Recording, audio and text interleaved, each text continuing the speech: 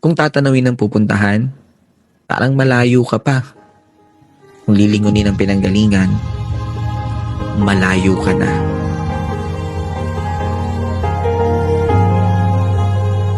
Kung titingin sa hakbang ng iba, parang naiiwan ka. Pero kung sarili ang bibigyang pansin, aba, umuusad ka.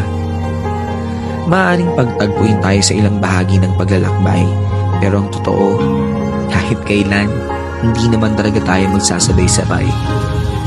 Magkaiba ang panahon, magkaiba ang daan, magkaiba ang oras, magkaiba ang bilis. Minsan, nakadepende kung saan nakabaling ang paningin.